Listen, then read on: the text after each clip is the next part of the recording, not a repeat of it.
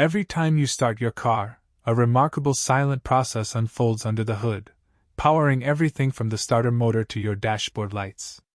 This essential component is the lead-acid car battery, a marvel of chemical engineering that transforms stored chemical energy into electrical power.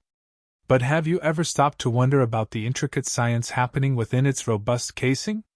Today, we're going to dive deep into the chemical breakdown of how a lead-acid car battery works, exploring the elegant dance of electrons and ions that brings your vehicle to life. It's a fundamental piece of automotive technology, yet its internal workings are often overlooked. At its core, a lead-acid battery is a sophisticated electrochemical device. It consists of several cells, typically 6 for a 12-volt battery, each producing about 2.1 volts. Each cell houses two distinct types of lead plates, separated by an electrolyte, a solution of sulfuric acid and water. The main active materials are lead, in its pure form, and lead dioxide. The negative plates are made of spongy lead, while the positive plates are constructed from lead dioxide. These plates are submerged in the electrolyte, and it's this carefully designed chemical environment that enables the battery's function.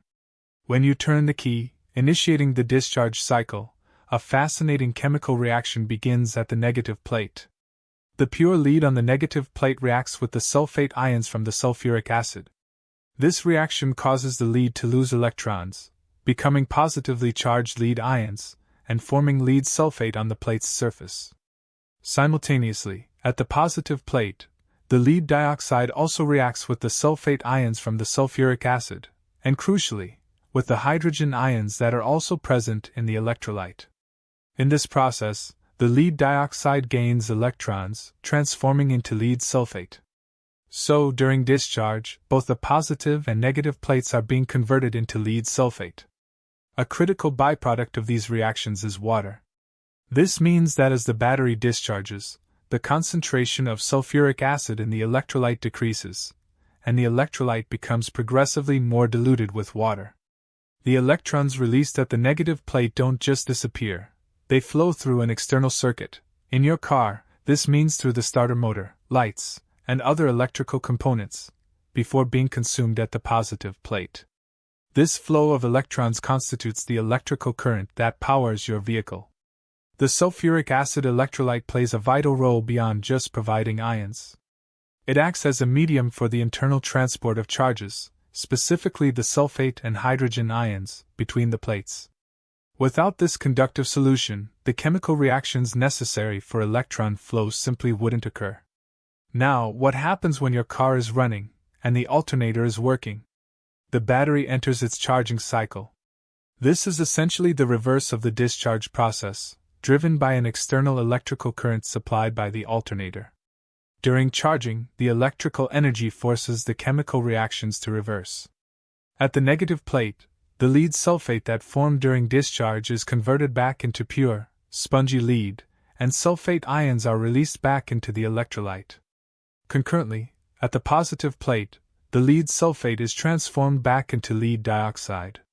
Again, sulfate ions are released into the electrolyte, and hydrogen ions are consumed. This regeneration of the active materials on both plates is crucial for the battery's reusability. As the lead sulfate is converted back to lead and lead dioxide, the sulfuric acid is regenerated. This means the concentration of the sulfuric acid in the electrolyte increases, and the water produced during discharge is consumed. A fully charged battery will have a denser, more concentrated sulfuric acid solution. This cyclical process of discharge and charge is what allows lead-acid batteries to be rechargeable.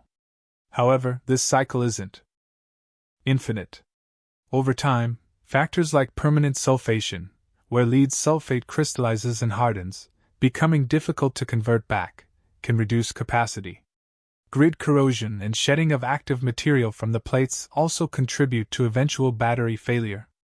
Understanding this chemical breakdown also highlights why proper battery maintenance is important.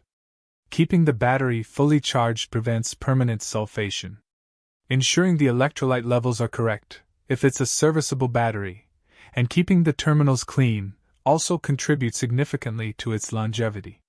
In essence, the lead-acid car battery is a dynamic chemical reactor, continuously converting chemical potential energy into electrical energy through reversible redox reactions involving lead dioxide, and sulfuric acid.